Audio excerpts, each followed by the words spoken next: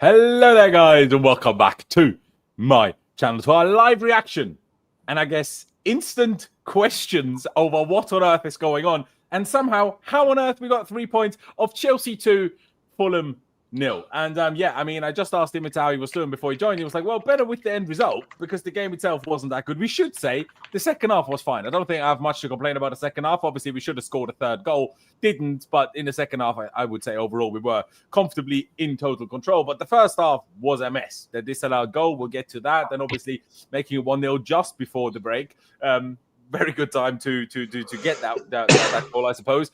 And then arguably the biggest issue, Liam Delap is injured. We now only have Joao Pedro at striker, and he didn't play at striker because we had Tyrique George at striker, and now I think we're in a striker crisis. Nicoals Jackson is currently in Munich, about to sign for Bayern Munich on loan, straight loan, just with an option to buy. So, yeah, I don't really know what's going on there. We'll discuss everything. We'll dissect as much as we can as is possible to us. Dimitar, thank you once again for joining me. Not the best game. Not the best, surroundings with the lap injury, obviously. But with a bit of luck, third game in a row where the referee disallows a goal for the opposition. And this time we even got a penalty as well from VAR. We still won. So, at least we weren't held to a 0-0 draw again at the bridge like last home game. So I guess positives to take. Pys tweeted, I just saw it a minute ago. It's not what you want to do every week, but in principle, winning games when you're not playing well is a good thing. You just can't have it happen too often, or can't have to rely on it too often, I guess. But yeah, where do you stand on it? What is your instant reaction to the game, to the result?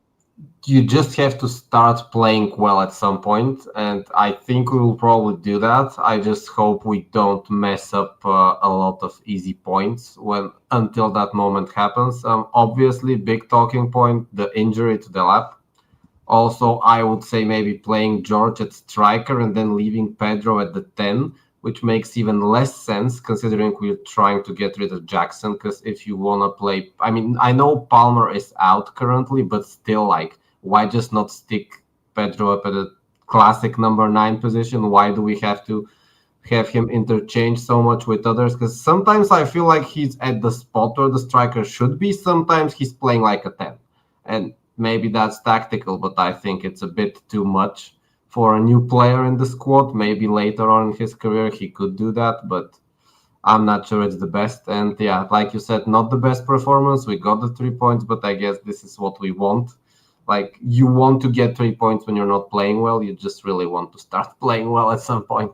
Yeah, is what I would say. Yeah, 100%. No, I can only agree. It's really difficult to judge these kind of games. Obviously, the problem is that we're already kind of dropping into injury struggles, real bad. Obviously, with Delap, Cole Palmer is out injured. Caicedo missed all week's training until yesterday, only returned to training yesterday. Looked like he picked up some sort of another knock or reheard the same knock again towards the end of the game.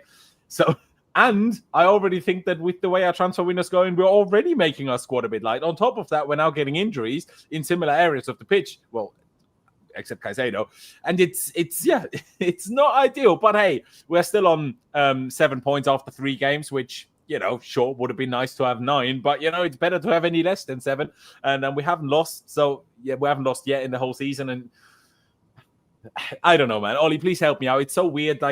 You guys saw it in the chat today. When I woke up this morning to the Jackson news, it being a straight load, I was in a bad mood. I was in a really bad mood. I was like, I'm not having this. And then obviously, the way the first half was, you were a little bit similar as well, Ollie, where you're like, I can't stand this anymore. And then somehow we win 2-0, and it's like, did I overreact, or what am I feeling? I don't even know what I'm feeling right now. Yeah, it's a difficult one, isn't it? I think for my blood, you got to call the Met Police because this was a daylight robbery. We've turned up, we've conceded. In the first half, which was luckily chalked off, in my opinion, probably shouldn't have been. We played absolutely diabolically throughout the first half. Scored dead on late in the first half through Joao Pedro through a set piece of all things. I think that just took the wind out of Fulham's sails, and after that, it became more comfortable in the second half, especially after the penalty, and with Enzo Fernandez stepping up and scoring that. So it was almost a bit like we lost today in every single way except the way that mattered, which is the scoreline. and we won in the end. So like, Is but that your there are a conclusion lot of of the whole troubling. game or mainly the first half? Because I feel Well, like it's mainly obviously the the main- way the game went in our favor, and then that kind of killed Fulham. I know, but I think the second half we were clearly the better team. So I don't know. That's why I find it very difficult to judge this game.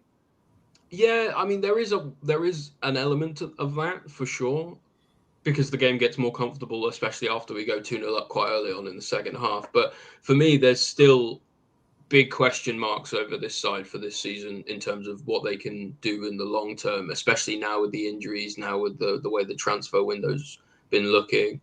And there are a lot of things that happened today that concern me that I wouldn't tolerate in a loss, so you shouldn't in a win either. Yeah, no, we shouldn't. But yeah, it's always tricky about tolerating, isn't it? Because at the end of the day, football is obviously, I mean, obviously there's the saying it's not a sprint, it's a marathon. But obviously a season will always have ups, a season will always have downs. And at the end of the season, the teams that come out best are usually the ones that deal with their downs the best and get the best results, even when they're not having good days, I guess. But I still see what you're saying. Like I said earlier, you can't rely on getting the result, even though you're not playing well on a regular basis, especially with our squad kind of falling apart at the moment. But let me bring up Chelsea's, I guess, winning screen, I suppose. But yeah, the two goal scorers. We'll get into the controversial goal decision or controversial ruled out goal by Fulham a little bit later on. First of all, I need to give a little bit of credit to the graphics team. I think they're doing a great job this year. I like this graphic a lot as well. Joao Pedro getting the first goal, Enzo Fernandez scoring the second goal. Joao Pedro is him. Like, he's literally him. How is he scoring all these goals all the time? He arguably could have easily had a hat-trick even if he didn't take the penalty. And I'm sure he could have taken a penalty. It seems like he was the one that actually gave it to Enzo. So, yeah, even that the shot close to the end when he nearly scored again, his work rate today was genuinely something I've rarely seen before. Like, obviously, he played as the number 10. Delap starting up front. He got injured. We'll talk about that later. Then what's Tyrique George up front. It's all well and good, not ideal and everything. But the real significant thing for me was I saw Joao Pedro sprint back and defend. I saw Joao Pedro make runs deep in the second half when he then finally was playing up front and we were finally playing useful long balls. He was doing everything. I mean, there was parts in the first half where I felt him and maybe Cucurella were the only ones even playing remotely acceptably, if that makes sense. So, yeah, I have to give a lot of credit to Joao Pedro. He's almost our life insurance right now. Like, without him, I don't know what we'd be doing at the moment. Ollie, I'll stick with you. Joao Pedro, I mean, everyone had their thoughts when we did make the signing. I can't lie. So far, very much impressing.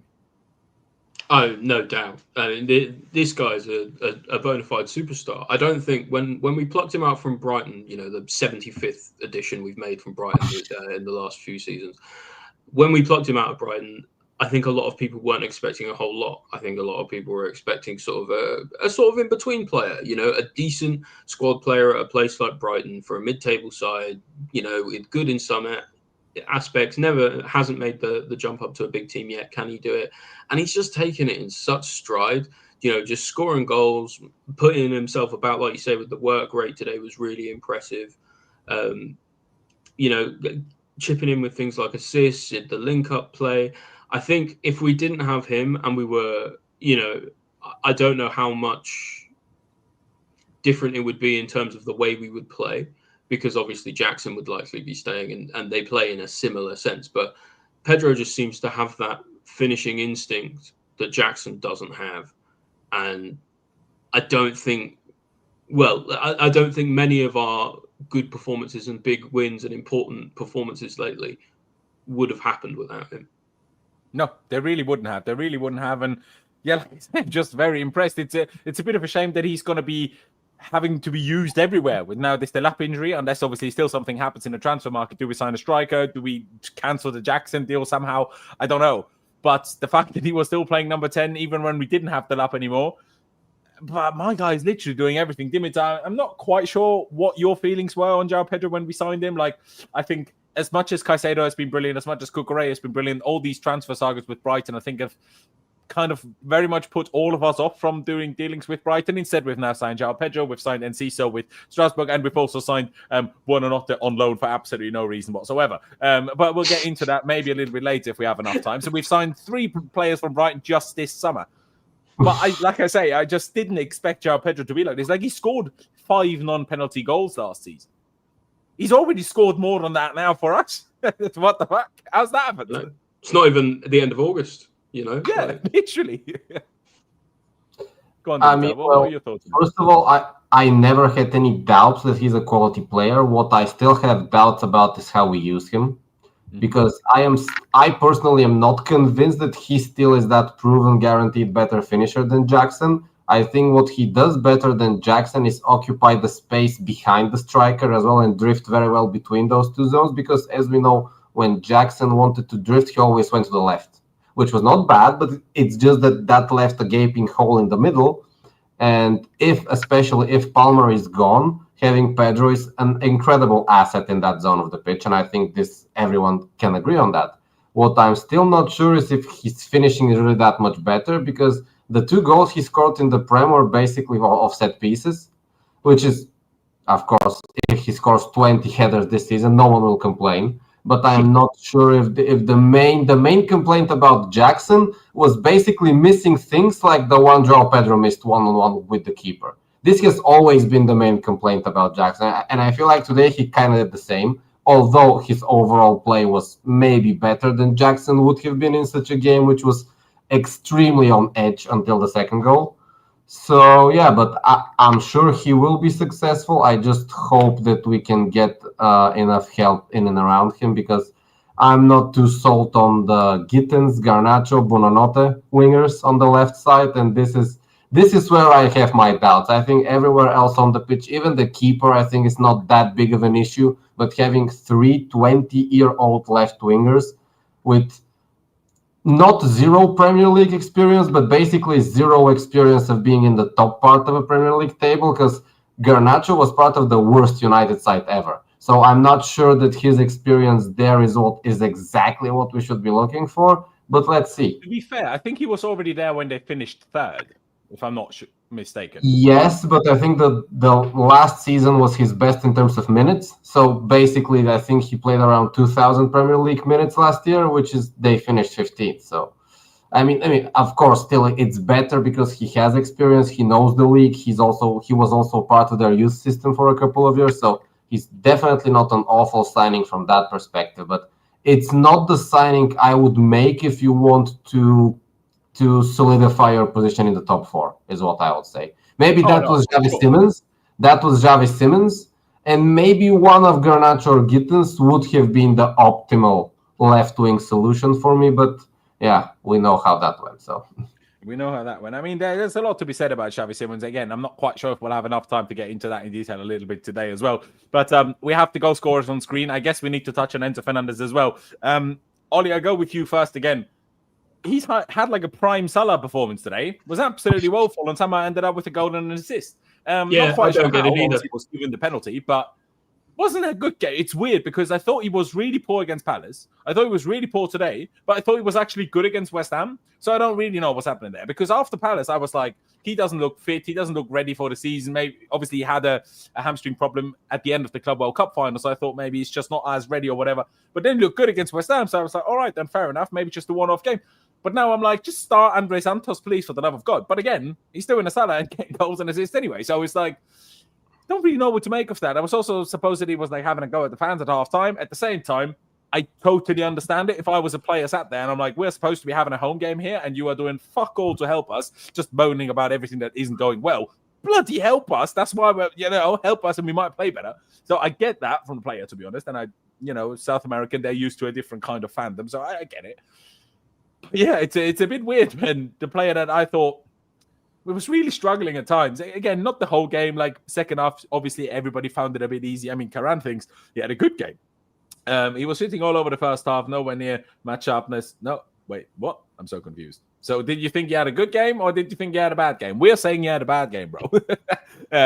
But yeah, Ollie, what do you make of him? Or what do you make of a player when they have a bad game but get 2 goal contributions anyway, as much as they're, set. I mean, it's very confusing, if nothing else, because because everything your eyes are telling you for 98% of the time tells you that they're having a bad game. And then they come away with a goal and assist, arguably change the game. Especially that penalty in the second half, you can't really underestimate it. It makes the game far more comfortable. If it's 1-0 it's a lot more of a, like, you know, in the last 10 minutes, you could have seen Fulham having a lot more of a go. We were definitely defensively shaky enough for them to have maybe nicked one at some point. So just putting that little bit of distance really makes a difference. And that's an important thing. And I think that kind of is defining Enzo Fernandez at the moment, just since the start this season started. Has he been at his best? No. But he does show up in moments. And important moments, and that's something to be said about how he's a leader for the side. But also, you can't excuse the fact that he was abysmal in the first half, pretty much. Apart from the cross at the corner for Joao Pedro's goal, he was absolutely abysmal. He couldn't string two passes together. He was getting absolutely torched in midfield. He was getting outworked, outplayed, outran. So for him to still come out of that with being arguably one of the most impactful and influential players from a positive perspective in this game is quite something, and is a testament to him performing in those moments. Absolutely, I do agree. It is, yeah. I mean, some players just have that in them. Obviously, he scored a big goal last week as well, like you mentioned. But yeah, I still think he's not quite fully there fitness-wise. But hey, I guess only time will tell. I mean, he has an international break off now. Obviously, we're into the international break now. He's suspended for both of Argentina's games with a red card, and that's why he was left out of the international or out of the squad altogether. So unless he still decides to travel to Argentina, he should have some time off without crazy time difference and jet lag and everything, which I'm sure in an ideal world would and should help. So there you go. That is brilliant. Now let me open FOTMob. Let's look at a few of these stats. Let's look at a few of the things that we can look at. Obviously, you know, we scored 45 plus 9. Again, we'll get into the injuries. We'll get into why we were here. We'll get into the disallowed goal in a minute as well. What I find interesting, now, first of all, the base stats, in simple terms, we had a lot more XG than they did, which honestly I'm slightly surprised by. Now, obviously, the penalty will be a large chunk of this, but even still, Fulham supposedly nil chances. It's weird because obviously they had the big chance that they scored, but then it just was disallowed. And again, we'll get to that. Momentum-wise, it certainly doesn't look like Fulham are so much dramatically better than us in the first half, but that tells you or shows you that little momentum graphs don't necessarily tell you everything you need to know about. Do they have physical stats again now or not? I don't know. FOTMob is having struggles with these. But, well, I guess I know I'm bringing up the stats here. Let me actually get to the lineup. I want to talk about Liam Delap. Before we get into talking about the controversial decision, let's get into Liam Delap. Now, 10 minutes in, 14 minutes in, ball over the top, he's chasing after it, out of nowhere, pulls his hamstring. You could see it instantly. And he was grabbing his hamstring, and you're like, we are in big trouble. And so honestly, Todd Bowley was sat there, really should have gone on the phone straight away and cancelled the Nicoals Jackson deal as he saw the hamstring being pulled. But I mean, Dimi, did I even let you speak about Enzo Fernandez sufficiently? No. My apologies, bro. I agree with plan and let you speak about Enzo Fernandez again. He doesn't. He wants to silence you, Dimitar. I pretty much agree with what you guys said, but I kind of feel that in a scrappy game like this, when the entire team is not functioning, you can't have him playing well. I mean, even Caicedo, I think, in the offensive part of the game, he was awful today. He was only crucial in just those last-ditch tackles and keeping the rhythm of the insanely long and boring back passes, which we did the whole first half. So the midfield just didn't work today, and I think Enzo is kind of the symptom for that. I think what he still struggles with is learning how to control the tempo, because if the entire team is playing well, you can see Enzo having those little moments where he does the flicks, he does the good passes, he does the runs, he has the passion, and he looks amazing. And then when the whole team tempo is off, he just can't find his feet. And I think if he manages to do that, we're going to have probably the best midfield in the league. If he can manage to learn how to control the games with the help of Caicedo, of course, but these two have the potential to do it. It's the question of if they will be able to get to that level, I guess, for me. There's a lot of that. I have a lot of questions about this, not in terms of what you said, but in terms of it so much depends to me on whether depends for me whether I expect that from Enzo or not. Depends on where the manager is playing him. Like against West Ham last week, he was playing in a double pivot with Caicedo, but that wasn't really the case today. So I'm like, I find it very difficult because his position isn't always the same. So I'm like, sometimes you're playing here, so I expect this from you, and sometimes you play here, so I expect that from you. And last week, even though he was playing deeper, he ended up still getting the goal.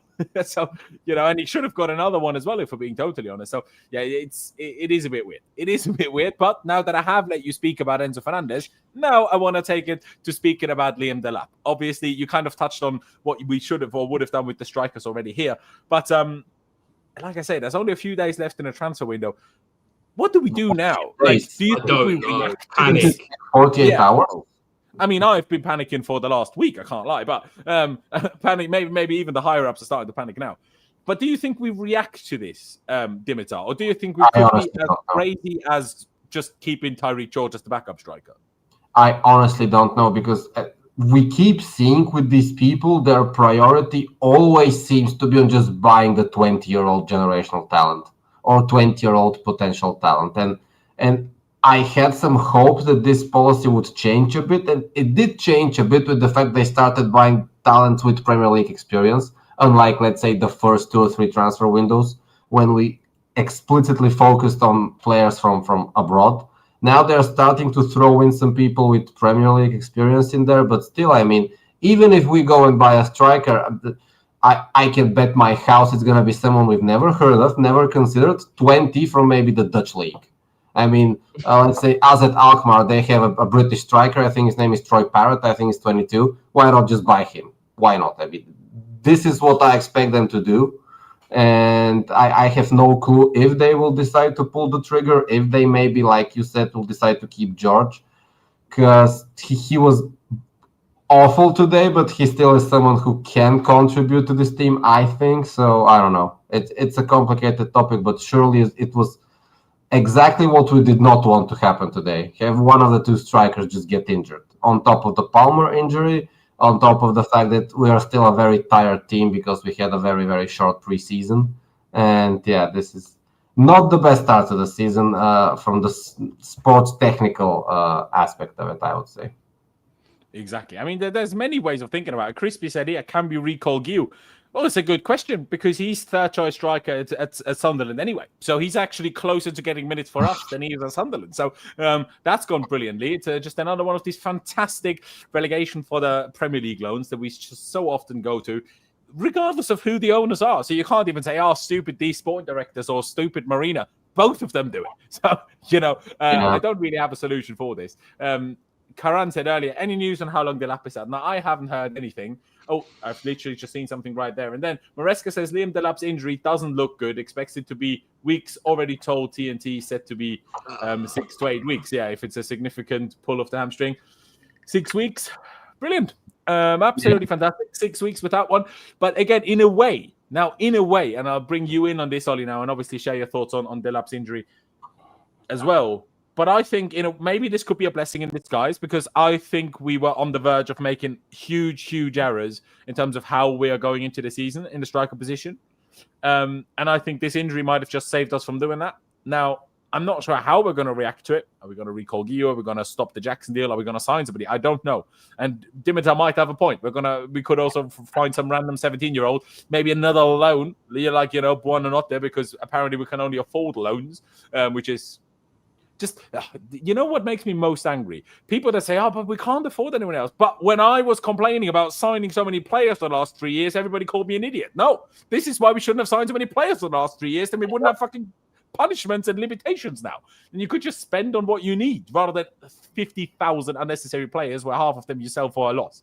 Oh my God, I'm annoyed. But Ollie, do you think it could cause a reaction in terms of maybe even saving us in a weird way? Honestly, no. Yes.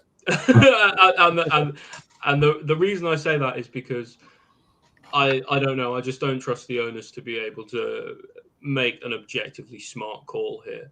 I think what they'll do is they'll either persist with George as the backup striker, or they'll bring in, or they'll say to Maresca, listen, just use one of the youth strikers. Moeka, he got minutes last season. You used him. Use him again this season for 6 weeks until Delap is fit again. I could see that. I don't think they'll cancel the Jackson loan. I think we're going to be very light in attack regardless. So I don't think we'll recall Q either. So I think what we'll hear in the next 24 hours is something from journalist or something leaking a brief that, you know, we're happy with the options we have in-house and we want to do it that way instead of dipping into the market or choosing anyone that we've already sent out away from the club for the season. It's the worst timing ever, though, because in the run-in, this is when you need someone like Delap. You know, even today, he might have made a difference in against Fulham's physicality, which they just totally smashed us to pieces physically today. Honestly, I felt that he actually looked good and sharp and quick until that injury. Now, it happened 12 minutes in, but still, I thought he looked much sharper and I don't know, more dangerous than he did in the first two games. Well, and that's again why it's such bad timing, because I just can't see us going into the market with so little time left and actually making something happen. Maybe I'm wrong. You know, like I think we've probably got some things to do in the market left yet that don't include a striker. I think the club will be focused on that instead of remedying a 6 week to 8 week injury. So, shame. Let's see if we get another scenario of the club not doing what the manager is asking for. Because, as you were saying, I was 34 seconds ago, Pys tweeted, well, first, just to confirm what I read out earlier, Enzo Maresca says Liam Delap could be out for up to 2 months, 6 weeks at minimum. Then ignore that, it's about supposedly we haven't made a bid for Fermin Lopez yet. Well, I wasn't seeing it coming anyway. But regardless, on top of that, Maresca hints he wants a striker. When you have 2 strikers, it is enough. When one of them is injured for weeks, it is probably not enough. So, Ollie, I'll basically ask you the same question I asked you a minute ago. Do you think it could cause a reaction, or do you think for a second time this transfer window we'll see the manager asking for a player and the club telling him to fuck off? That one, the second option. I think that's what we've seen so far, and they'll go, no, you have youth team players, you have players like Tyreek George, who apparently can fill in at striker. You've got Pedro Neto, who can apparently fill in at striker. When Palmer's eventually fit again, even he can play in the false 9. So, I imagine they'll be giving all of these reasons to Maresca when he goes, no, but I need a striker. And they go, yeah, but you have 5 options that are like a striker is what they'll say to him. And then, no, I don't see us making any drastic changes at this point. Yeah, it's so weird, because just to elaborate it again to everybody watching, and by the way, if you haven't already, hit the like button and hit the subscribe button as well. I massively appreciate that. The real issue that we're having, and why we haven't in the end gone for Xavi Simons, and why I don't think going to go for Fermin Lopez, and why, if we're doing anything with the striker position, I think it's either cancelling the Jackson deal or signing someone either super cheap or on some sort of loan with potential option, or even dry loan like with Buonanotte. The reason for that is the UEFA punishments, in a way. Obviously, we were fined £26 million as a punishment at the end of July, and we essentially, to not get fined again and be punished even harder with a much bigger financial fine, plus expulsion or exclusion from the Champions League or the UEFA competitions, we need to essentially have a positive net spend this summer, right? And this is where I, again, go back to issues such as Jadon Sancho. Now, what the issue is here, that the only things that count for this are players that were part of our A-list squad registered for the Conference League knockout stages last season, which means no Renato Vega, which means no Joao Felix, which means no Ben Chilwell, which means no Raheem Sterling, as much as they haven't gone anyway. But none of these players count. I don't even think Mudryk counts, because obviously obviously we can't get rid of him anyway, but he wouldn't even count either. But because obviously we let Sancho just go without getting money in for him, but had to replace him with someone, decided that someone needed to be Jamie Gittins for 65 million euros, who's nowhere near good enough. So that was a bit of a waste, but that is essentially put us from the get-go at a minus 65 million of what we needed to make up in the rest of the A-list squad. Because instead of keeping Jadon Sancho and finding a way and finding some sort of agreement with him, now we know Sancho said no. But how hard we really tried, this part we don't know. But it's not up for debate that it put us in a much, much, much more difficult position at keeping the transfer balance at a 0 or at a minor positive. Because you have one player that you essentially gifted away, paid 5 million to let go of him, but now had to spend 65 million to buy a new person, a new player. And that, even though in all the other positions, it's almost been one in, one out. Like Madueke leaves, and to be honest, we haven't even directly replaced Madueke now, because it was just Estevao that joined the squad for him. Now we had Nkunku leave, and we got Buonanotte on loan. And, we had Joao Pedro and Delap come in. We have now Jackson leaving. And did anybody else leave? Well, Gio on loan, but I'm not sure. Yeah, you or no. Yeah. And that's the problem, because Jackson is now only leaving on loan. As much as it's the record-breaking loan of them paying us 15 million euros, over 12 million pounds for a season-long loan, it's still not enough to easily put us in a plus of the transfers where we can make still signings. But like I say, the big issue here is the minus 5 million that Sancho cost, even though he should have either been a sale or just been here. So realistically, the decision from last year, the way we went about it with Sancho, is why we are now in this position. And it just frustrates me so much. And there's always so and many realistically, people, is Sancho even from these people? Go on, Ollie, please speak. On the left, is Sancho even a better or worse, like a dramatically better or worse option than what Garnacho? No, obviously not. No, I think he's better than both options we have now. I agree as well. Yeah. I mean, it's certainly not worse. That's what I'm saying. Slightly different profile, not as fast, not as explosive. I know that, but experienced or more experienced, Premier League experienced, part of the team already, not changing the whole attack again. And again, just a minus 65 million because we had to get Gittins. Like, it's frustrating. It's frustrating. Honestly, I would love to know so badly if there's some sort of chance we have to still cancel, the Jackson deal. Sorry, I'm just trying to see. I mean, if someone knows where exactly in Munich he is, I can go talk to him. So please, Dimitar's going to be begging on Jackson on the streets. Yeah. I'm gonna go with the photo. Like, have you seen this guy, please? Yes, please. It's very interesting from Simon Johnson here, because Fabrizio Romano just before said we haven't made an official bid, and now Simon Johnson says here and have a bid in for Barcelona's Fermin Lopez. But yeah, there will be more incomings, although they depend on departures being finalized. Chelsea have agreed a deal for Garnacho and have a bid in for Barcelona's Fermin Lopez. I don't know. But on top of this, and I guess we can now talk about that side of the story as well as we continue speaking about Delap's injury, but then who replaced him being Tyreek George. Why is Tyreek George still here? Like, earlier in the window, it was said that Tyreek George wants to leave because he doesn't see enough minutes coming to him. And Chelsea are also willing to sell him. And as we've learned over the last 2 seasons, pure profit is literally like, I don't know, Viagra to these people. Do you know what I mean? Yep. So like, they love pure profit. Why are you not selling him for pure profit then, rather than loaning out Jackson? Like, I'm sure wages make a difference, right? But the wages aren't the problem for the UEFA thing. The wages isn't the issue here, as far as I'm aware, at least. So I just find the whole thing a little bit odd, you know? And I'm like, now you bring George up front.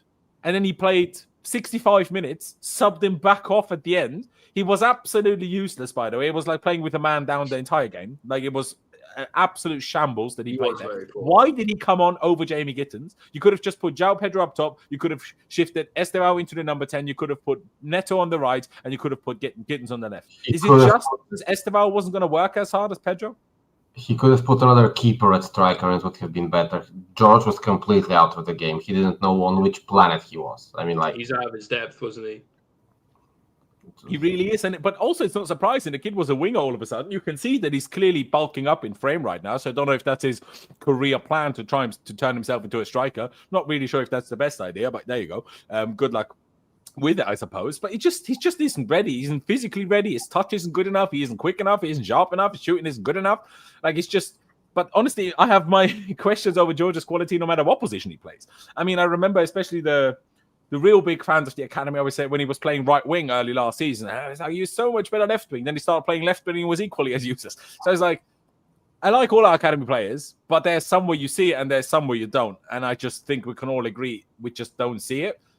Yeah, we cannot leave it at this. We absolutely cannot leave it at this. Now, as you can see, guys, I've so far painted the lineup today in a 4-1-4-1, which is obviously not directly what it was, but it was a little bit strange today because we did go with Gusto at right back over Reece James again. This is something I'll ask both of your thoughts on in a second as well, because Reece James started against Palace. Reece James was on the bench against West Ham, but against West Ham, we did what we did in the second half, where we essentially played a midfield pivot of Caicedo and Enzo, and then had Joao Pedro and Estevao as the number 10s. And we had in possession Gusto being the right winger, the right mid, and then had a back three of Chalobah, Tosin, and Kogre. And this is what we did for most of the second half. This is why I think the second half was also a lot better than the first half.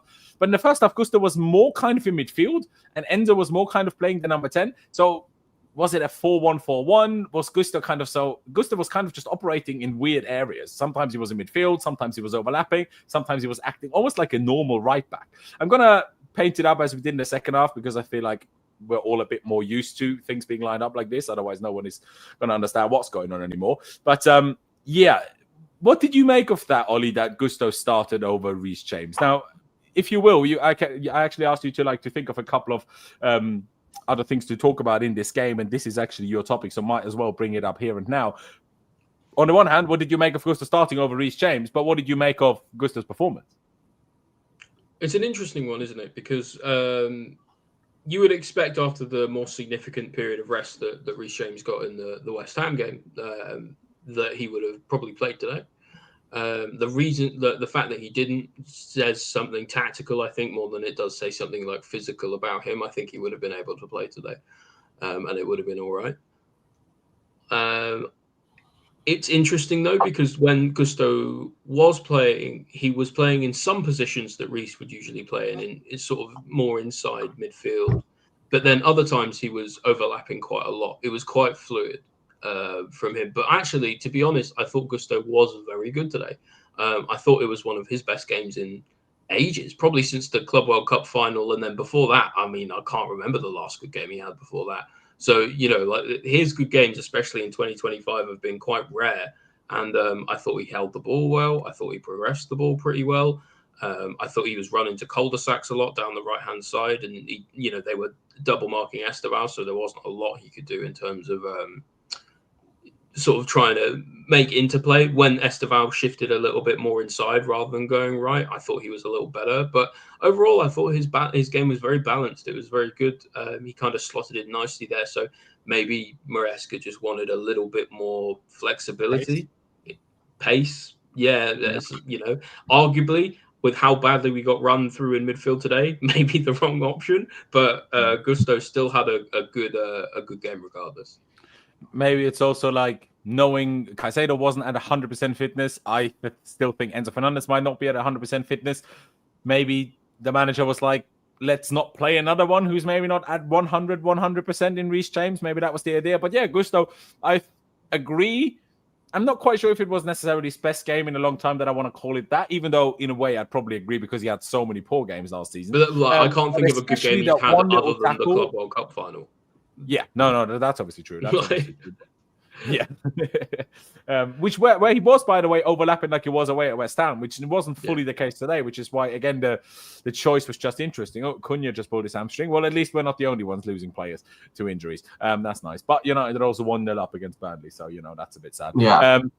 But Gusto's that interception on Josh King, as Josh King was arguably, I'm not sure if about to make it 1-1 or 2-1. But it was an unbelievable interception from Gusto in that moment anyway. So big up Gusto for that. Dimitar, anything you want to touch on Gusto? Would you agree with Ollie's assessment that he had a good game today?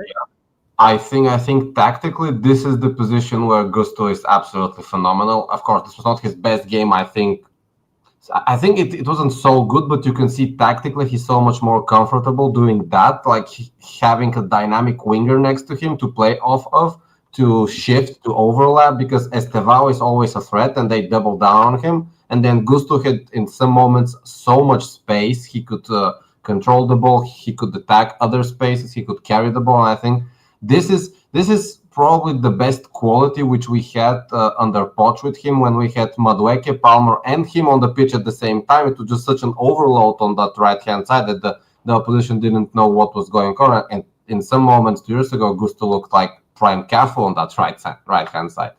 So I think if Maresca has his plan, let's say, with Estevao and Palmer at some point to play together, then I think we could also see probably the best version of Gusto when he just has the space on the right side.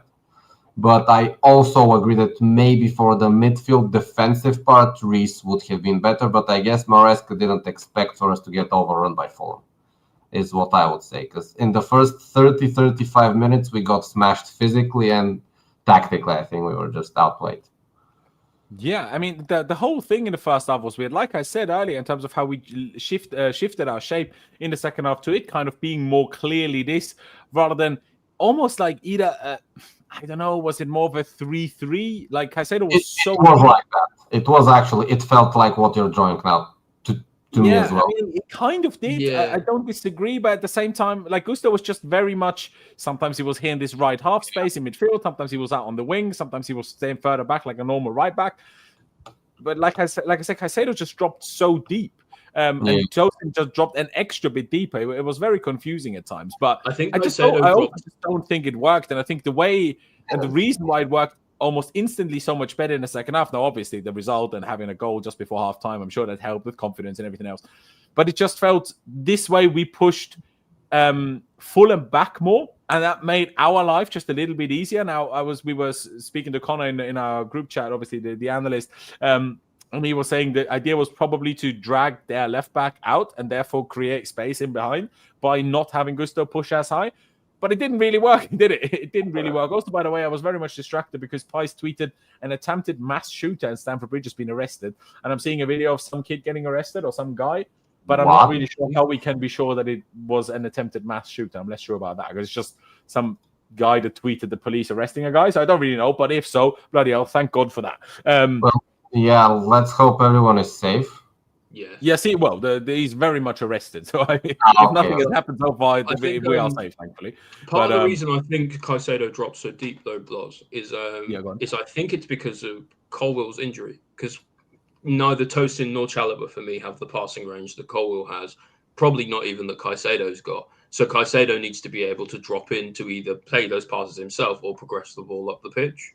And that is one of those things that concerns me a little bit because it means that that's a theme going forward for this whole season because Colwell's not coming back.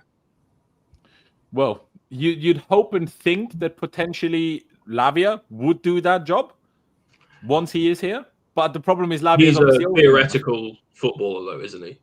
Exactly. Let me actually bring up something regarding exactly this, Ollie, because if I bring up SofaScore here and I look at the average positions, I should have took a screenshot earlier because obviously once I add the subs, it gets a bit too wild now.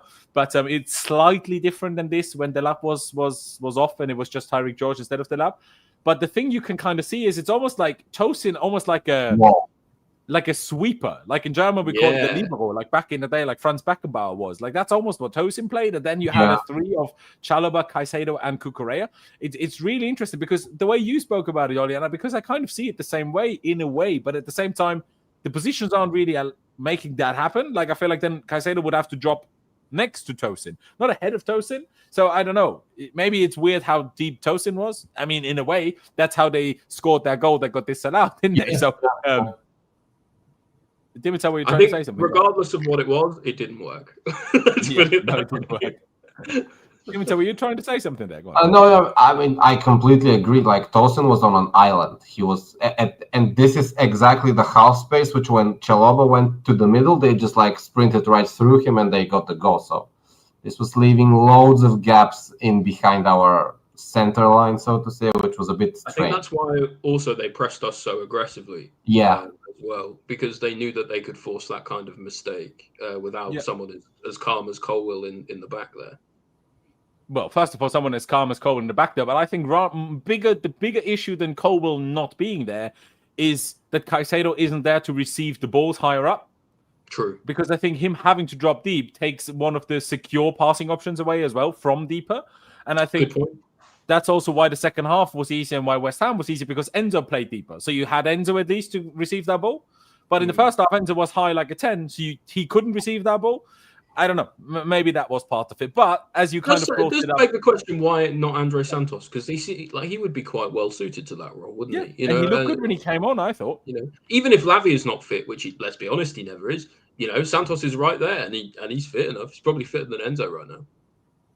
He probably is. To be honest. Now, Dimitar, in a way, mentioned, and it is exactly that. Chalobah did try to close down the loose ball, missed the ball. Munoz kind of did a Berber spin, Zidane roll, as we call it in German, and stepped on his foot. How dare he? Now, Mike Dean I just saw not the clip, but the quote. So Mike Dean was very clear that VAR should never have got involved in this, but Mike Dean doesn't really know what he's talking about. He didn't give a hair pull, so what does he know? But I mean, what do we make of that? Honestly, for me, it's one of those. I think you can give this as a foul, and you cannot. But I found it very odd that once it was, allowed to continue, that VAR overturned. Exactly. But then again, the principal issue with VAR is that the idea of only clear and obvious errors should be intervened with doesn't really make sense, because what if the ref didn't see it? What if it's not a case of the ref didn't judge it differently, but what if it's, I didn't notice that happening? Then you can't go clear and obvious error because it's not seeing rather than judging. And the same is, how often do refs let something go because they're like, I'm not sure, and if I got it wrong, VAR will call it anyway. So that's why it's like the whole, to only go off the principle and the basis idea of only clear and obvious errors should and will be overturned is a bit weird. But yeah, I can't lie. I think we got away with that. That's really soft for me. Yeah. I think the fact that we've got away with that is crazy. There's two more themes actually that's come out of the season from this moment alone. One is that we've had 3 goals ruled out this season in 3 games, which is just unprecedented. Like, that's not going to keep being the case throughout the season. And the penalty given for us as well. Yeah, someone's going to score a goal against us early on that's going to count, and then we're going to be in trouble, right? Because how are we going to respond? But the other thing for the season is, I don't think anyone else has noticed this. Rob Sanchez has conceded basically the first shot on target he's taken in 3 games in a row. Yep. And it's kind of been like, people have kind of overshadowed it a little bit because a lot of the goals haven't counted. People just memory hold that shit. They just don't remember it. But that's a concern going ahead in the season. We've all had ups and downs with Rob Sanchez. He was great in the summer. He struggled again at the start of this season. And I'm concerned that if he's going to concede at the first shot he concedes on target every game this season, I think we're going to struggle. I mean, this is a tricky one. I think against Eze, the disallowed goal by Palace, I think that was on Sanchez. The wall was all wrong. His position was all wrong. It was all wrong, in my opinion. I don't think he has... Well, he could have palmed it away better in the build-up to that disallowed Fulham goal against West Ham. Today, though, I don't think I can blame him at all for this goal. If anything, I think that Tosin... Close your legs, bro. It's not a brothel. Like, close your legs, man. What is this? I don't know how far you want to open your legs, man. I don't know. Calm down. But I don't think you can really blame Sanchez for that. Like, I don't know. No, but I get what you're saying, though. I get what you're saying. I'm not saying he necessarily should save it. But it's a troubling. It's a troubling theme for the season. We're not blaming him for this goal specifically. Yeah. Yeah, no, I mean, I agree. It is a little bit concerning. Just rather than that Sanchez concedes it, it's more like that the first chance our opponents have is a clear chance. Well, in West Ham, it always goes in. I've already scored by that point. But yeah, it is absolutely true. I mean, Dimitar, where do you stand on this goal? Correct decision, disallowed, controversial, completely wrong. How do you see it? I think maybe that doesn't sound cohesive, but I think that it is a foul, but I think that it should not be disallowed because this is in the center of the pitch. And if the ref sees this clearly, 9 out of 10 times he's just going to give a foul in the center of the pitch and no one will complain because it was a bad stamping on his foot. I think everyone can see that it did hurt. But the thing is that once that this was already passed on and a goal is scored literally 10 seconds after that, I think you should not go back and reverse it because it's a normal altercation. Football is a contact sport, and sometimes these things happen. And this is what I think. I think they really got robbed, but I also think it was kind of a foul. So I don't know if that makes sense to think both things at the same time, but it's surely for me. Yeah, no, I kind of see. I think, like I say, I think it's a 50-50 where if before VAR days, some refs will give it, some refs will not, and both ways are somewhat okay, if that makes sense. But VAR makes it obviously weird because it's like, okay, either change of decision doesn't really go with the whole idea of, like I said earlier, clear and obvious error. So it's like, it's very difficult. But one thing is for sure, we got away with one. Oh, yeah. We got away with one for sure. And had we gone 1-0 down, did I have much faith in still winning that? Maybe we get back to a 1-1. Do I see us winning? Honestly, no. God, no. Honestly, no. So with that said, I guess maybe what we can bring up as well, I will see if I can find pictures for this as well. the penalty decision, obviously that took a long time for the VAR, the referee, to decide on as well. We had 8 minutes of stoppage time in the first half and in the second half, which is kind of insane.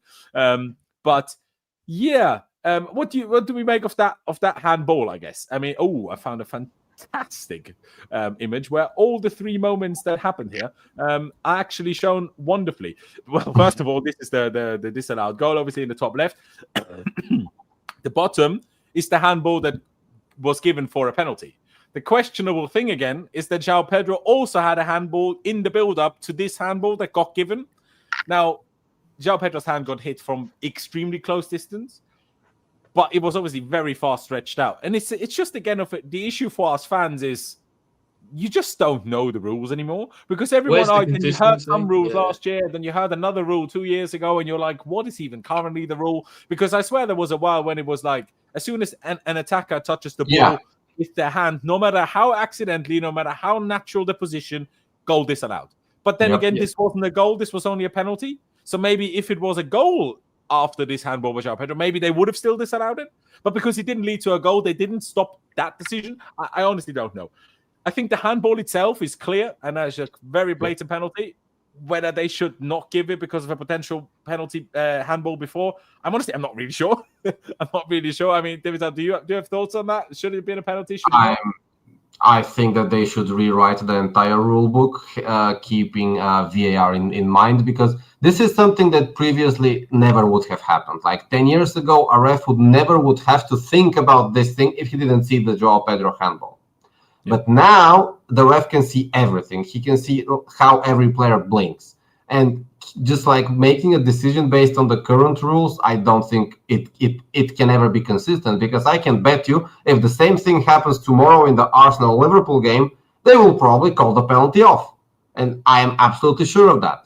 Or if this happens in another maybe meaningless game, let's say Burnley play with Leeds next week, they will call off the penalty. But maybe because it's Chelsea at the Bridge, we kind of got it in our favor, I think, maybe. Because like we know that generally the bigger teams in most cases get some sort of edge in these situations. Honestly, I thought when he was at the screen for so long, I thought they weren't going to give it, almost because they know the first half call was a bit controversial. Honestly, had they just done that and we probably still win the game, everyone would be all the rivals would be a lot less annoyed. So maybe that would have actually done us a bigger favor than this way, when now everybody will be talking about how Chelsea got so crazily lucky, and that probably means the next 3 weeks we will get every decision against us, because that's usually how it goes once the media narrative is, you got lucky with ref decisions, then you get every ref decision against you after that. So I mean, for you, Ollie, penalty, not a penalty, what is it for you? I think it's a proximity question, isn't it? Like, I'm not sure. Those are good pictures to show like the incidents in the game, but especially the one with Chalobah there, like he's quite a bit further back when he crosses that ball than it looks on that photo. Like the difference between Pedro's handball and that handball for me is like a good 3 or 4 feet worth of space. Whether that makes enough of a difference in terms of the rulebook, apparently it seems to. Would I have given it as a penalty overall? Yeah, probably. I mean, just like if I'm using a common sense law, like in my head, I'm like, well, if he's further away, he's probably got more time to get his hand out the way, and if he's closer, he doesn't. I know that's not like a hard and fast thing. I know it's not exact.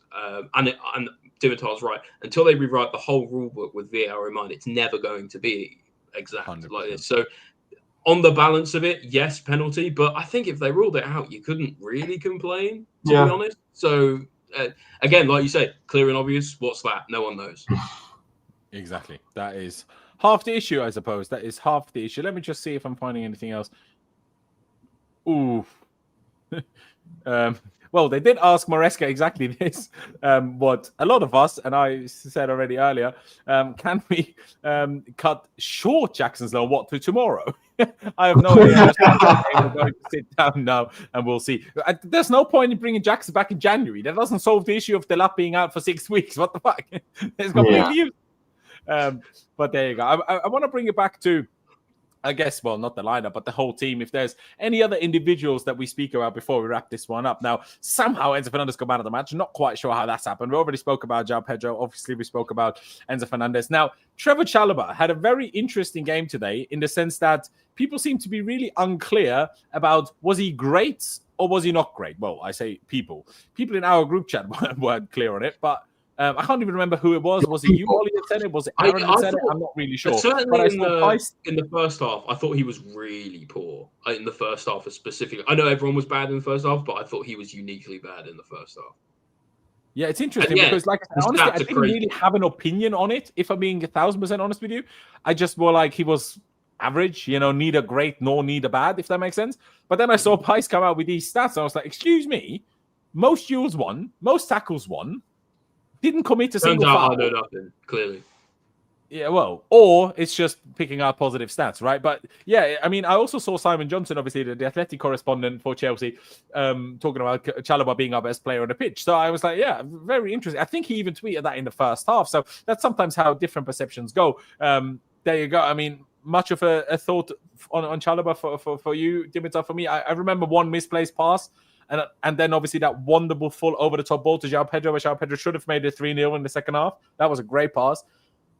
And I guess he won us the penalty. So I guess he was good overall. But for me, it was still more on the just decent average side than anything specifically great. I don't know. I kind of agree. He looked definitely above average, not perfect. But what I think we should think about is that we saw earlier Fulham had no clicker chances. And apart from that disallowed goal, even though they looked better than us on the pitch, they also did not look like scoring. That game around the 25th minute looked like another 0-0. And I think this is kind of to the credit of Chalobah and Tosin a bit, because they handled the Fulham attackers well. It was what happened in front of them in the first half which made us feel a bit sour about our play, because once we defended properly in any situation, we just scrambled the ball and had no idea how to move it forward. So if you take that into consideration in Fulham's 1.09 XG, Chalobah probably had a better game than we thought, because maybe we were constantly looking at the middle of the pitch and we were just disappointed how bad it looked for, let's say, 60 minutes today. And I would say he's probably a contender for my man of the match. Maybe not the man of the match, but surely he did great. I mean, and if you see those stats, even if they are cherry picked, like when you cherry pick 8 stats, it's not cherry picking anymore. Like it's not like 1 or 2 stats. So I think, he was decent, and he's definitely growing into the leadership position. I think step by step he is growing into that, and especially in the absence of players like Fofana, players like Colwill, we do need someone to be that aggressive type of player, that leader who will just help the team in these situations, because we defended okay, I would say. Not perfect, but okay for sure. Yeah, and I would probably agree with that. I mean, you brought up some of the stats, like you say, 1.09 XG for Fulham. There was obviously that crazy block by Caicedo close to the end, even though I'm not quite sure which of the shots it was. I would assume it's this one, but it was clearly not by Pedro, I mean, or? Joao Pedro cleared it off the line, which was very nice. Or was it? But Joao Pedro certainly cleared one off the line very close to the end. Excuse me. But when you look at the overall stats, obviously they still had 11 shots compared to our 13, but they had half the shots on target. They had no big chances. I don't really know. I don't really feel like in the first half in particular, every time they came forward, they looked like they were going to score. Yeah. I mean, this is just first half now. They had 1 shot on target. But sometimes I think, because I don't disagree with you, Ollie, sometimes I feel like, is this just us seeing it this way because maybe we're already like a bit negative about what we're seeing on the pitch, and Fulham look like scoring, Fulham look like scoring again, when in reality maybe they're not. I honestly don't know, because this is what it felt like to me as well. But then I look at the stats, I'm like, well, sure as hell it doesn't look like that, does it? So I'm like, I don't really know.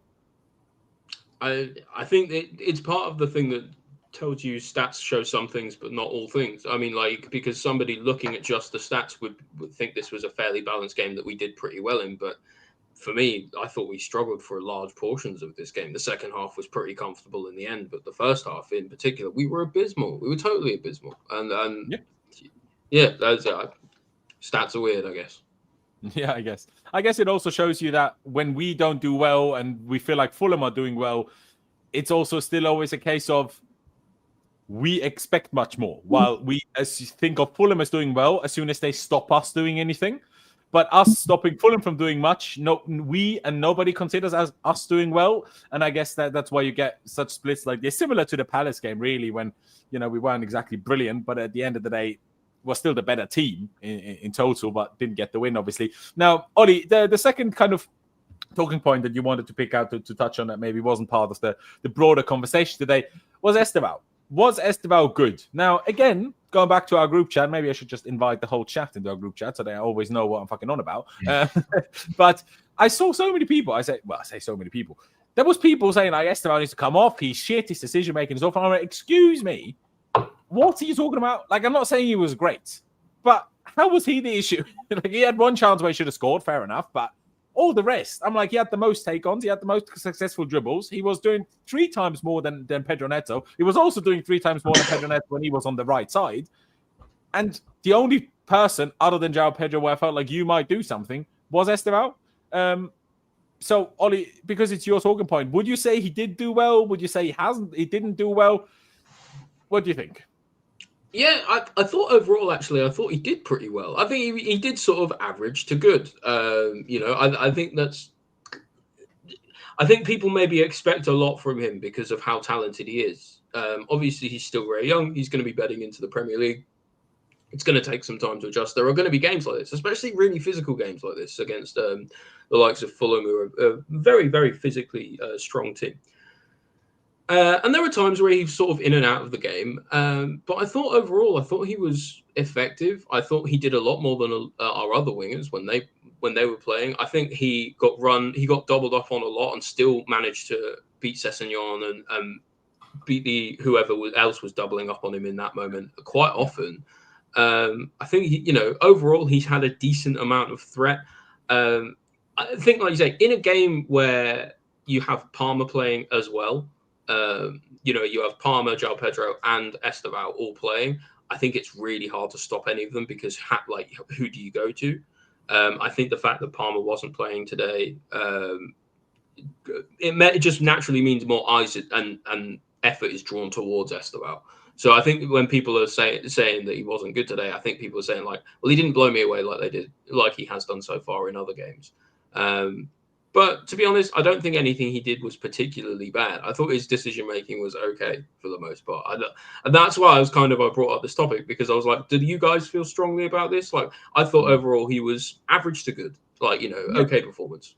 That's exactly what I'd put him. I think it was clearly one of those games where the issue wasn't the wingers. The issue was we didn't get the wingers into play the way we wanted to. And that's why the wingers didn't have that many opportunities to do something. But when you see 4 out of 7 completed dribbles is pretty good going. I swear a minute ago it said 5 here. Did they just change this? He lost 1 dribble. Yeah, well, maybe. I don't really know. But like I say, what do you want to complain about with that? Like, he's the 18-year-old winger. He's like, the fact that we're 3 Premier League games in and 18-year-old Estevao has started 2 back-to-back. First of all, I didn't see that coming at all, but the only reason we're here is because we took too long to sign Garnacho, and Gittins is awful, and Palmer is injured. Otherwise, he probably wouldn't have started this. Maresca wanted to bed him in slowly. I'm pretty sure of it, but he had no chance to do so. But yeah, I really hope his first goal comes soon. I'm also like, I know Pice was, for example, upset that we subbed him off, like the goal was coming, blah, blah, but I'm like, don't overdo it. He's 18. He's new to the Prem. Don't play him 90 minutes every week. What we don't need is that he gets injured as well. You know what I mean? He's our only, like, other than Joao Pedro, he's the only, like, where I'm like, you're going to do something here. So, yeah, I need a bit more. This is maybe the only one that I could complain about a little bit, passes into the final third, only being 1. Now, obviously, he receives the ball a lot in the final third himself, so he can't pass into the final third as much. I'm aware.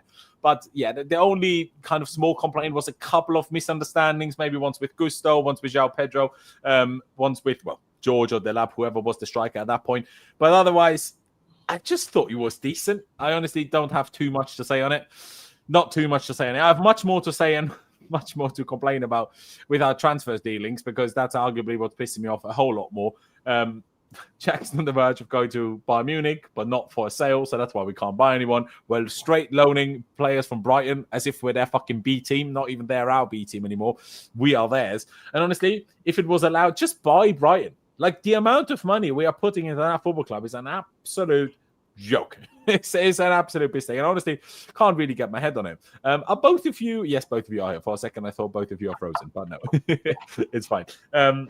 Is there anything either of you have in your head about this Buonanotte situation, or even the Enciso situation? Was like, first it was agreed, and here we go, and then it fell through because of a failed medical, and now we signed him anyway, and now Buonanotte on loan. Like, I had this realization where I'm like, well, if Buonanotte is just the new Dewsbury Hall, but obviously we're in a higher level of competition now, I'd rather loan the new Dewsbury Hall than buy him for 30 million like we did with Dewsbury Hall. You know what I mean? So if we're only keeping him for a year for a squad option anyway, maybe a loan isn't that bad. But basically playing development club for Brighton, I don't really know. Like, how many more good players do Brighton have that this is worth it for us? You know, like do this with someone like, I don't know, do it with Barca or something. To develop Barca's academy players so we can sneak a few from La Masia, but not for Brighton. You know what I mean? Like, we have all the Brighton scouts now ourselves. We don't need Brighton anymore. We have them already. You know what I mean? Yeah. Oh my days. Oh yeah. But yeah, I mean, Dimitar, Oli, whoever wants to go first. Thoughts on this Buonanotte deal? Like, it's one of the weirdest things I've ever makes no sense to me, to be honest. Just makes total no sense to me whatsoever. I don't really like. Again, we've been pushed into some financial jiggery pokery in order to do this, but I don't get it whatsoever. If we were actually buying him outright, I would kind of get it. But the fact that it's just a dry loan with nothing, not even an option, let alone an obligation or anything like that. Like, I don't know. It just seems a bit strange to me. It looks like we just desperately needed a body. It seems like we panicked, to be honest. Yep. I mean, I think I wrote in the chat a couple of hours before it happened, they will just go to ChatGPT, ask for a talented 20-year-old winger, and just get that guy.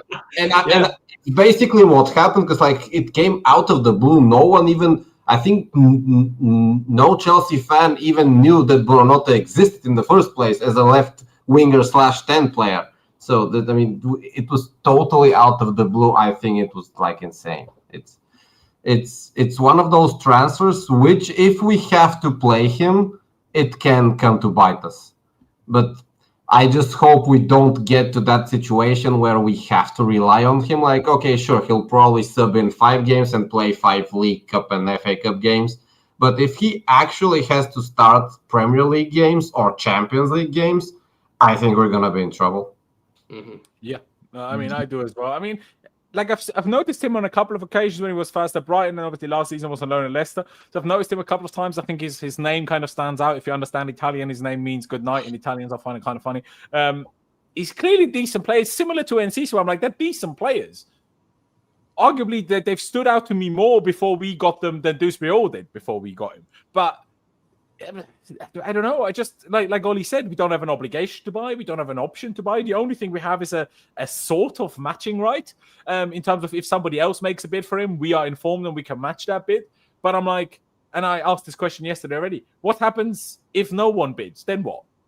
So then do we just have a normal negotiation for him? Because it's a matching right. What if nobody else bids then? You know what I mean? Then what? I don't understand. Someone replied, then you get it for free. I'm like, well, happy. Right, that's how it works. But, you know, it's just weird. Like, why? Again, if it's getting Dewsbury Hall for free instead of buying him for 30 million because we lost a little bit of money on him, maybe that's the idea. But I don't know, man. Like, without an option, obviously we've spoken about this before and why we shouldn't have signed the players we signed in some occasions, because we've got Quenda coming. We've got Kendry Players potentially coming back from his loan at Glasgow. From that perspective, you could say, yeah, maybe it makes sense to only have a filler rather than signing somebody that we then also need to struggle to sell again next summer. But this is why I've moaned about all these signings for so many months and for the last 2 years, because the way we plan the squad is just not in a way where we are trying to be better than we were last season, in my opinion. It just doesn't feel like that. It was like at the very best, we're trying to be the same. And I can't, surely you can't be that. You know, I know obviously Champions League is the most important thing, but is it? hasn't got us a front of shirt sponsor, hasn't got us any better signings than we would have got if we played the Europa. Not a single signing we've made would have not joined if we were in Europa League. So it didn't change anything other than a couple of million. But because of the UEFA limitations that we have, even the extra money that we got from qualifying for the Champions League and qualifying for the winning the Club World Cup, even that doesn't make a difference because the UEFA limitations mean we need a net spend positive, regardless of how much money we earn. We need a transfer net positive. So all this money, all this qualification for the Champions League, even from the shirt spots, all this means nothing because we are limited by other factors. So we've just put ourselves in a position for just absolutely no reason that we need to make deals like this. And again, the thing I can't get over, why did we have to accept Jackson going on loan to Bayern? And the thing is, it's not even that good. Like, it's a great loan deal, but the option they have to buy is cheap as fuck. 56 million pounds on top of the loan fee. Why? 56 million pounds. Nick Woltemade just went for 90 million euros. Nick Woltemade, he's had half a good season. I mean, the same goes for Hugo Ekitike. The same goes for Marmoush. These players went for way more than this and had half a good season. Jackson had 2 good Premier League seasons, had 30 goal contributions in 2 seasons. How many players have that in the Prem? Perception is reality. Perception is reality, though, Loz, because you look at those other players and you think, oh, their stock is on the up, and then you look at Jackson and what's the media been telling you for the last 2 years? He's shit, he can't finish, and all of that. And that kind of narrative does bleed through to clubs. Sometimes they see the data and sometimes they don't. Ultimately, it's informed of what people will be willing to pay for Jackson just isn't what he's worth. I mean, but still, guys, like, this is a lot of money and it's not coming from a Prem club. Like, maybe if Newcastle were getting him for that money, I would be a bit mad because we know Newcastle have more money, but Bayern and clubs outside of the Premier League usually don't pay such high fees for Premier League players. So, I mean, I think that the fee is low only if you compare it to what we could have gotten from Newcastle. But I think from outside of the Prem transfer, it's not that bad. I mean, it's probably borderline the most what you could have gotten from a non-Saudi team, I would say. I mean, I still would like for him to stay at Chelsea and play for us, but I think technically it's not that bad. If you're giving them an option, it needs to be high as fuck. If you gave them an obligation, it can be lower. You know what I mean? Because it's only an option. I understand. But that's why I think the fee needs to be significantly higher than it is. And like, obviously, here people might say, but here it says 80 million package. Yeah, that's 80 million in euros, which is 70 million pounds, including this 15 million loan fee. What you have to consider it, this 15 million loan fee, consider it basically a penalty if they don't want to take him. This is what it is, because if they take him, they pay 80 million. If they don't want to take him, they pay a penalty 15 million. It's basically what we did with Sancho last year. Like, it's 5 million loan fee and then 25 million buy clause. Like, consider it that. It's the same. And you're not wrong. You're absolutely right, even. But our squad doesn't allow for such shenanigans. Oh yeah, of course. The UEFA regulations meant we either needed a sale or we needed to keep him. This is useless for us. That's what I'm saying. Because it clearly didn't. You're right. Huge loan in terms of a record-breaking loan fee. It wasn't enough to allow us to make a signing. It allowed us to let Simmons go to Spurs. It allowed us to only sign Garnacho, and it allowed us to sit here with one striker that's available who's playing number 10 instead anyway. So, yeah, you're not wrong in terms of for a loan deal. This is a good deal. We have a sell-on clause if they buy him. Now, personally, my hopes of Bayern buying him on a permanent are like 30%. Like, if they valued him as good enough to take over from Kane, they would have already bought him now.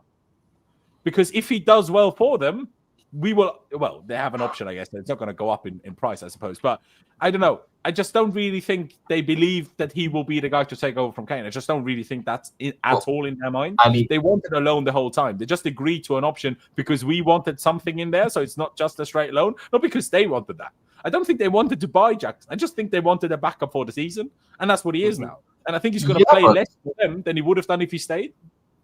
But clearly, if they are ready to pay this 15 million only for a loan, they believe he can do a job.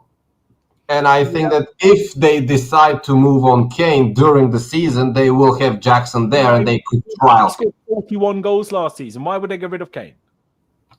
He's 32 this year, and maybe if a Prem offer comes up, because he has said he wants to finish his career in the Prem, And I can just see Manchester United doing their 77th rebuild in 3 years, just like offering 50 million for Kane next time. Imagine they He's sign got a another point. strike. How many more strikers do these lot want to sign, man? They're worse than we No, are. but you know that if Sesko flops, if let's say they decide that because they have only Sesko now, they got rid of Højlund. So And next summer, when they eventually appoint Gareth Southgate to steady the ship, like Kane is coming.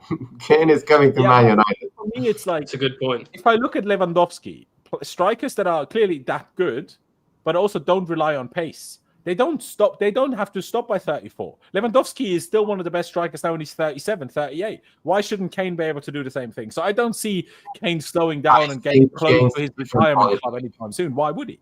He's getting What's all the the goal scoring record though, doesn't he? This he What's does. the goal Well. Yeah. scoring record? This And is also, Kane is.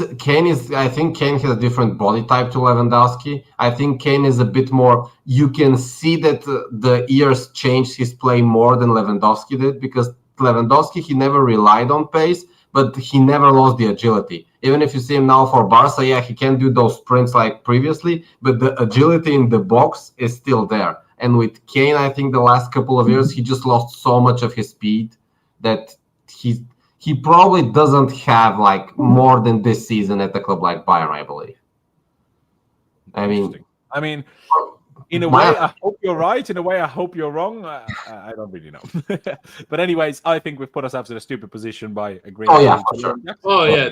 Whatever we argue about with the minutiae of it, we are in an absolutely daft spot as a football club at the moment. And no one can tell me that Newcastle think Voldemort is better than Jackson, right? Surely they can't think that. So as long as we accepted a little less than 90 million euros, surely Newcastle would have rather had Jackson than Voldemort, no? So surely there was something to be done here, no? Like, I don't know.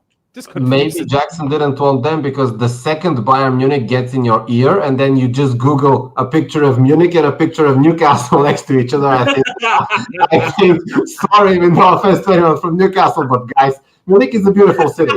I mean, come on. Bro, this idea worked until you realize that Voldemort, Bayern also wanted to sign him, and he decided to go to Newcastle.